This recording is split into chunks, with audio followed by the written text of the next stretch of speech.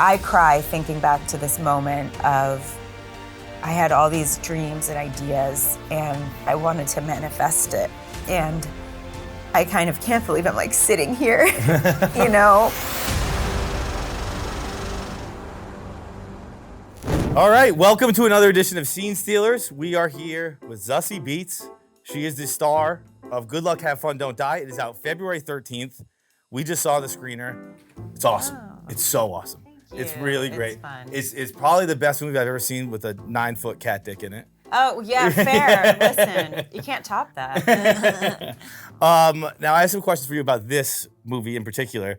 I've read recently that you don't do a role unless you're like interested in the movie as a whole. Yeah. Right? Yeah. And what about this movie drew you in? I think that a lot, I usually start with the script generally. I feel like a lot of times if a script doesn't really have legs, then the movie can never really come to shine. Right. You know, if like the skeleton isn't there, it's not much to build off of. I read you say something about the skeleton, and without it, there's Yeah. no bones, Oh there's gosh, no blood. I'm repeating myself. No. But it's true. No, I'm yeah. sorry, that's not what I said. But it's true. Like I feel like I've done a bunch of projects where I'm like, oh, maybe it'll get there or whatever. But it's very hard to do that.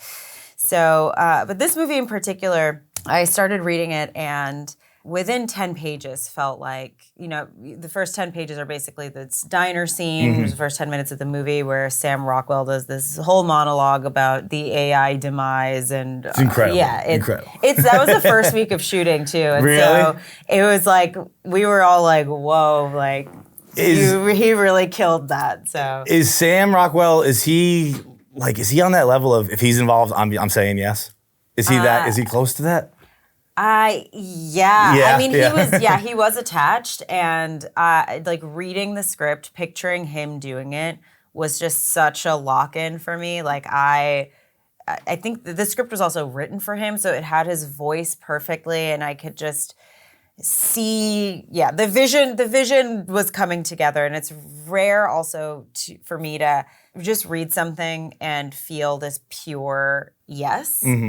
I think a lot of times in the industry, people say like, if it's not a hell yeah, it's a hell no. But I think that's very complicated. Like most projects I think come with gray areas of, you know, how committed are you to the story or to, you know, your director or whatever it is.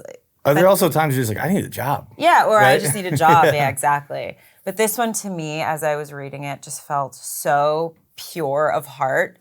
And I think because it's just such a relevant topic right now, I just resonated so deeply with everything that this movie addresses. And it's, you know, it's AI, it's gun violence also.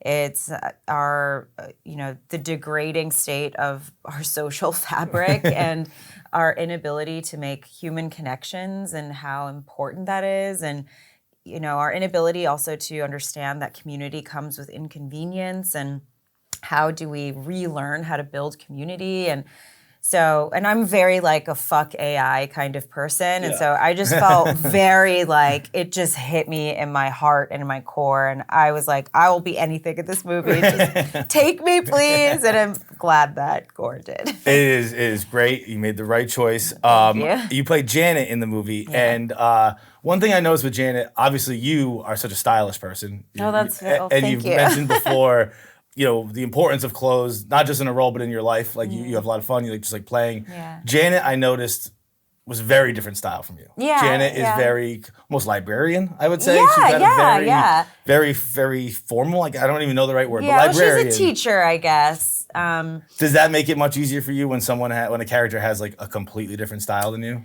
You know, a completely different style, I don't know if that makes it easier. I like to feel cute, but I do, you know, I'm always character first, but I definitely am very vocal with costuming and hair and makeup. Like, I will send mood boards out and try to be as collaborative as possible because I feel like it's such an expression of someone, how they move, how they feel about themselves. And with Janet specifically, her kind of like hero outfit being this red dress with that little brown cardigan, I had this whole backstory that she loved teaching and was like a French teacher and wanted to, you know, was really passionate, and her Mark, who Michael Pena plays my husband. We used to have this like passionate marriage, and then over the years things just waned. I became nihilistic, but I still wanted that like feeling of. So the color red was important to me. And I was like, I wanted to feel like maybe she had this like old like French summer dress on, but the colors are muted, and then she's like frumping it up with a cardigan of like this like lost passion. And then in the end, kind of the arc of the movie is that she finds it again her and her husband find love again. And I just wanted like the core of love to be radiating. So I liked that it was like a little like flirty, a little bit the dress, even though it's kind of covered up and dark. So there's a lot of thought. Dude, that was unbelievable. I'm so happy I asked that. That's such a cool story, like how that all came about. Thank you. That's really, really great. So I think about it a lot, and it really helps me, like hair, makeup, costume, sort of is for sure the final formations of a character for me. Okay, well, in that case, let's go to our second character. Speaking of swagger, style, Stagecoach Mary. Oh my gosh, I was not expecting Stagecoach Mary. Hello, old friend. What brings you to my town? I heard Rufus Buck was back. News travels fast. I have an offer he might want to hear about. Well, any offer you got, you can make it to me. I don't do business with the help. Oh my gosh, was not expecting that. Hello. I mean, come on. That's like why you make movies right there, right? I mean, it was fun, coming in on the horse, you get off the horse, drop a badass line, you don't own a gun, confident enough to ask me where I reside, and then you do a scene where you call Regina King the help. I mean, that's insane. I know, stuff I can only dream of. It's true, yeah. Ooh, that was 2020. Oh Lord, don't bring me back there. But that was a fun movie to shoot. James, our director, he's truly this like beacon of light during this hellish time. And, he was so happy to be doing this and like just fed us all this incredible energy. And now, you also, in putting it together, you studied a lot of like the all-black towns out in the West. You mentioned. What were those like? I didn't really know they existed. Yeah, a lot of them were freed, slaves were liberated, and they moved out west because sort of this undiscovered frontier or just places a lot of the West hadn't been settled yet. Right. And so there was less room for discrimination, frankly. They were able to just create their own spaces, their own towns, because even if you went up north, there were still issues, concerning race and how people treated you. And so they were able to just create, their own communities and their own spaces. And there was space out west to do that. And Stagecoach Mary was kind of an amalgamation of multiple people you kind of heard about out there? Yeah, she's theoretically based off of, loosely, the name really is based off of a real woman. So James kind of just basically took names of different people and placed them onto fully fictional characters. Yeah. But so her spirit was an inspiration, but the story has nothing to do with the historical figure. Okay. But yeah, Stagecoach Mary. Now, can I ask you what it's like being the lead of a Netflix movie on opening weekend versus the lead of a movie in theaters on opening weekend? It's interesting. I mean, as an actor, I think everyone in the film industry always wants their stuff on a big screen. Mm-hmm. I think there's something very nostalgic and traditional, and it is built. Something made to be seen. Mm-hmm. So to see it in its best format, I think is what we're all trying to do in order to get the best outcome of reaction and emotional impact.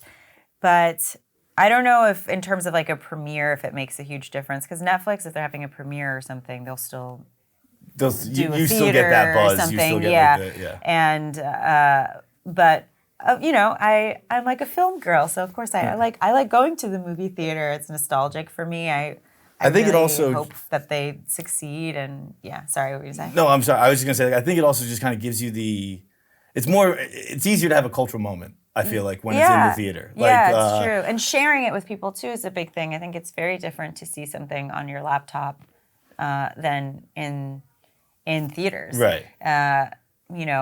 Movies are hopefully about feeling you're seeing something and you feel like, oh, somebody heard me and understood me. I feel like empathized with, or wow, I haven't had this thought before, but somebody else is like sharing this new idea with me. And I think it hopefully, the creation of a movie is so community based, and so I feel like the sharing of it should be too. That's a great way to put it. Yeah. And so I do think we lose that with laptop culture, but I guess that's where we're at. I don't know. The cat's out the bag. So yeah. I am very much with you on that as well. But I like seeing them in the theater. Yeah, me too. I love it. I love it. So next scene is from Atlanta. It is the finale of season 3.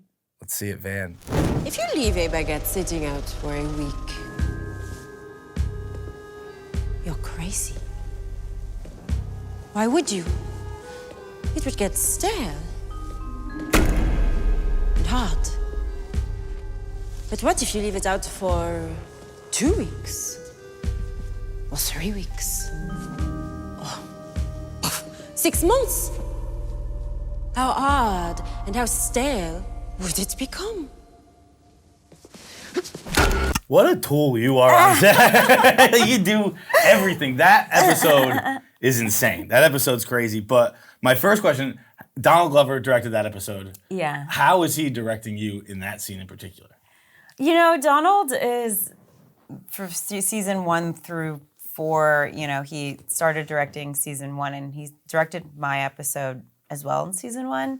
And it was so cool to like watch him grow as a director. You know, he was already such a great writer, and his directing skills also were like growing. But I think we both felt very sort of connected to where this character was at in this moment in time. And so we just had a really, I don't know, this like connective experience around her mental breakdown. And so it felt very intimate and felt very exciting. And shooting in Paris for me, you know, I spent a year in Paris. I was a French major in college, and I used to speak fluently. I'm not as fluent anymore, but this episode just spiritually just lined up so much with my understanding of anxiety and the desire to want to run, to want to be someone else, to be somewhere else.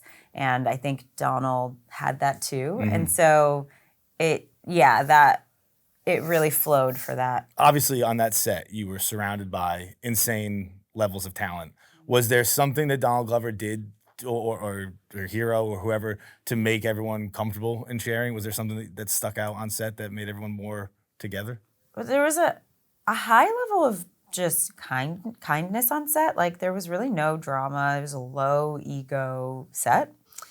And I think Donald, starting the show, understood that he was the most famous. and Donald took us sort of under his wing in a way. And we all sort of, as the show, we all grew together, if that makes sense, and sort of had this formative experience. And so in some ways, like, I feel like we're all bonded as if we're like childhood friends we had this experience together that was very specific. It's not going to happen again for any of us. Yeah. This rise into success in the industry. And I don't know, he's like an incredible director. So great at understanding a scene and just getting to the emotion of something and being like, what exactly we're trying to access here without, I don't know, being like, can you just say the line like this? You know what I mean? He's very good at like very simply maneuvering you into the right direction, and I don't know, I'm always like, you're just so chill, you're so calm. And he's like, yeah, I just have a lot of ulcers. And I'm like, listen, you got to put it somewhere. So that's the key. It's not kindness, it's ulcers. It's ulcers, exactly. All right, our next scene going to be one from Joker. Oh, wow, you're just bringing out all the hits over here. My little girl sleeping in the other room.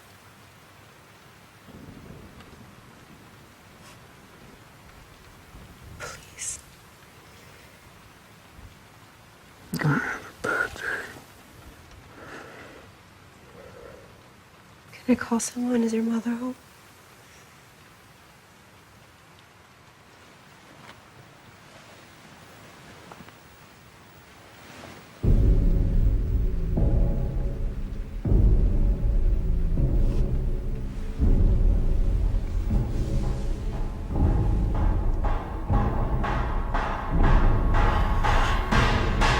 Dude, every time we watch one of these scenes, I'm like, I can't believe I get to sit here and watch this.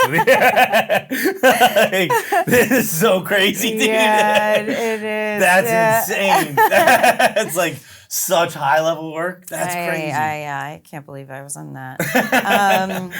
Yeah, no, that was also a script. I read that and immediately was like, I have got to be in this movie. I just knew immediately. So when you know immediately, is there something you do differently than when you read other scripts where you feel like, I have to be in this? I feel like I flow. I try not to grip things too hard in life and stuff like that.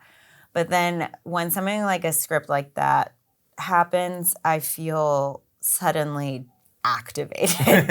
And in a way I'm like, whoa, is this what like CEOs feel, of like this like high drive, this like high level of ambition, and like I am getting this?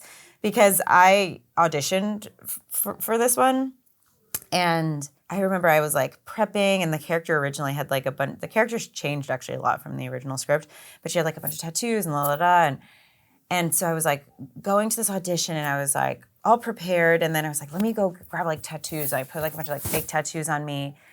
But the process of doing that made me, I think, run a little late for the audition, and then also kind of like took me out of my head. Mm-hmm. And so when I was doing the audition, I just was like, I felt like I was off. And then there were also like other things happening at the same time, like other projects that were maybe going to happen at the same time. It's like, it was like an answer was needed, and so there was like a bit of a rush, and then initially the answer was no. And I was like, no, that's the wrong answer. And then I self-taped for it twice, and I was like, can you just send this to I self-taped for it once, and I was like, that wasn't good enough. And I went back because I was doing it in a room at my agency. So after they said no, you were like, nope, I'm doing more tapes? Yes. So I did a tape, and I was like watching the tape back, and I was like, that's not right. I think I had my agent like look at it, and we were like talking about, and then I like came back and did another self-tape, and then we sent that in, and I was like, can you see if they'll watch this? Right. So like, this is a different version of it.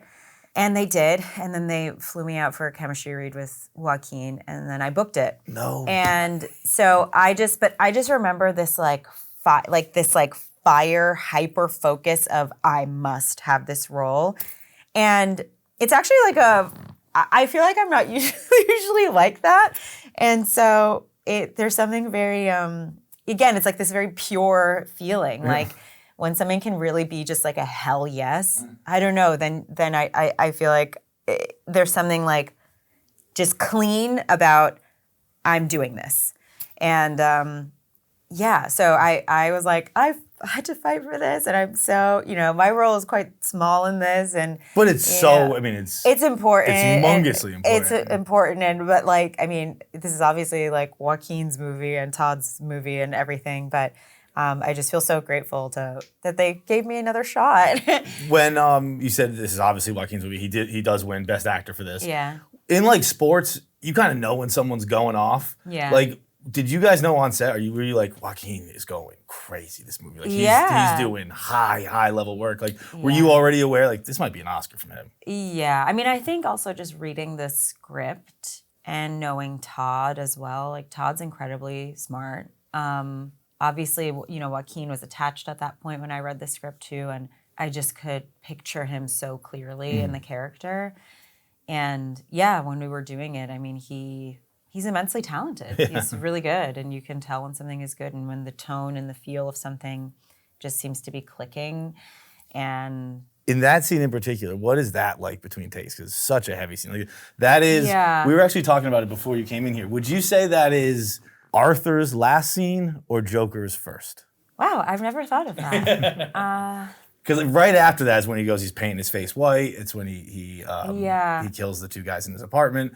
But I think that's the last of Arthur. I was going to say, I think it's the last of Arthur because I feel like that scene is quite riddled with shame and despair in a way. I think that the Joker doesn't have potentially... has released that shame. Yeah. I look at that scene and I see it as this tragedy of him realizing where he's at, truly. Yeah. He just found out, Not only is Thomas Wayne not his father, he was this adopted, abused son. So he came to what he thinks is his girlfriend's apartment, only to realize none of that's real either. Yeah, and then also, doing this is kind of like the death of that character in a way, maybe. I like that. But with Joker 2, when Todd Phillips calls, obviously a big swing. Is he aware of that up front? Is he like, hey, we're going to go a little different with this one? Yeah, I think that's why they did it. Yeah. I think if they didn't, both Todd and Joaquin feel challenged and intimidated, I don't think they would have. Initially when we were shooting the first Joker, we're like, they're not doing a second one, But I think that seeing, adding the musical element was the fear there that made it interesting to explore. Because it was the only time Joaquin's ever done a sequel, right? I believe. Yeah, I guess so. Yeah, probably. I think it's his first ever sequel. So there had to be something to draw him in like that. And I think even the idea of like doing a sequel probably is also sort of scary, I guess. And but yes, definitely the idea of the challenge was what made it interesting. And that's a cool reason to do something. Yeah, no, I think, follow the fear for sure. Yeah. I think that's important. All right, last scene. This is from Shame. It is Carey Mulligan singing "New York, New York" to Michael Fassbender. I haven't seen this movie, so I'm gonna see it tonight now. Yeah. Okay, so here's the thing. Very strict with music copyright. Zazie brought in a scene from the movie Shame where Carey Mulligan sings the song "New York, New York." We can't use that. We can't use the audio of that. But in the room, it was very emotional, very tense, and that's why Zazie is crying now. I don't know what he's terrified of, but he's terrified of something. Oh, hey, you crying? Yeah. It's so interesting. Well, it's not that interesting. I don't know. It is interesting. This movie is like very dark and about addiction, about sex addiction, about isolation and dreams and their brother and sister and their relationship and finding connection. I saw this movie when I was in college and I was abroad in Paris, and I'm so glad I went to college and I studied, and I think it's so important to expand and to do that. But I also remember while I was studying, I think I was, I had been acting a lot growing up just for fun and in school, and I went to an acting school for high school, and but I was like, for college I want to pivot and just try do other things and engage my interests. But as I was in school, I sort of was like, I think I really want to act. And, parts of me felt a little like, am I frittering some of that time away a little bit? Mm-hmm. But I also felt it really important to get an education and wanted to do that. I think I was in this space where I was seeing a lot of indie, interesting films and discovering truly sort of the kind of life that I sort of did dream for myself. And at that time, Carey Mulligan was someone who was I would love to do the kind of work she's doing. And Michael Fassbender, I think, is so incredibly talented. And I just remember seeing Blue Valentine during this time and discovering Lars von Trier and discovering Lost in Translation and just sort of all these I feel like these indie movies of this time, and being having my mind kind of blown about cinema specifically, because I was also doing kind of theater more before that. I just remember Carey Mulligan being a vision board kind of element for myself. And I like to sing, and I think this scene is she's like a singer who is trying to make it but can't, and she's a fucking mess.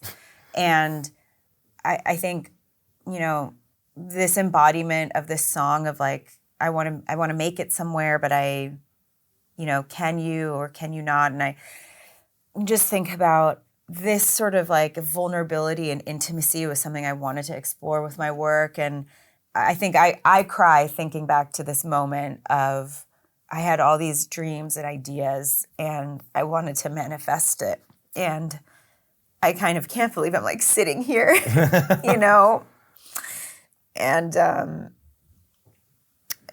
manifesting them. I don't know. I'm like getting emotional. Yeah, I don't know. Like, I think there's so much more room to grow, and like, I want to keep doing that. But I just think about like when I was 20 years old and like my host mom's house, I was like on her like family computer, like watching this movie and like humming that tune. And, you know, I come from New York, and I just remember like when I would talk to my dad about this, he was like, you've only made it if you had a poster in Times Square. And like, What did he say the first time you had one of those?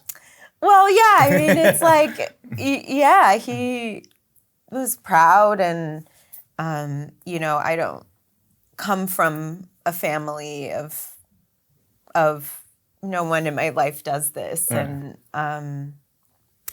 it just feels very surreal to watch that moment of where I was in my life and having a lot of doubts also in my life, and trying to understand what I wanted for my future. And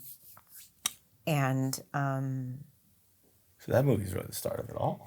right? Oh, like, yeah, I mean, maybe really one, is. yeah, one You of said your one host of the family, that was in things- Germany? This was in France. France, I'm sorry, okay. But I think also just the level of work in this, and like Steve McQueen, the director of this, like I think I'm still striving to do more work like this, and like I feel like I'm still trying to like fill out all of the elements of my dreams, and like wanting to play more deeply vulnerable characters. And No easy stories, right? yeah, and like also particularly this film, this idea of morality and what's right and what's wrong, and shame specifically.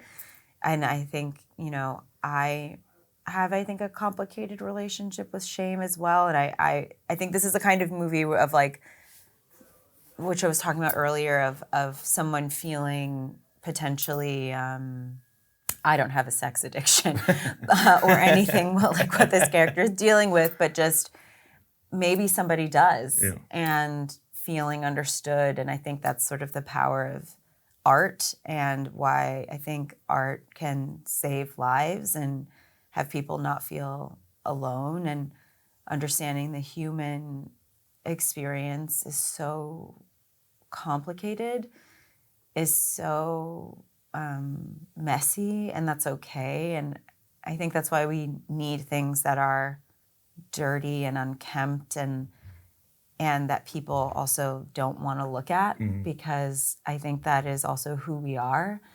And we need to approach that with love. Otherwise, how can we ever love ourselves and each other? And so, yeah, so I don't know. I think this movie is just like such an encapsulation of the kind of art I want to do. And yeah, sorry, I didn't mean to cry. No, are you kidding me? Please, thank you for sharing with us. No, of course, blah, blah, blah. Well, thank you very much for stopping by. Yes. Go see Good Luck, Have Fun, Don't Die. It is in theaters February 13th, which I'm guessing is this weekend, as it's coming out. Oh, okay, yeah, totally, yeah, it's this weekend. But thank you so much. It's been an absolute honor. Thanks. And Yeah, it's really thanks great for talking chatting. to you. Yeah, Thank you too. Nice to meet you. Nice to meet you Thank too. you. Thanks.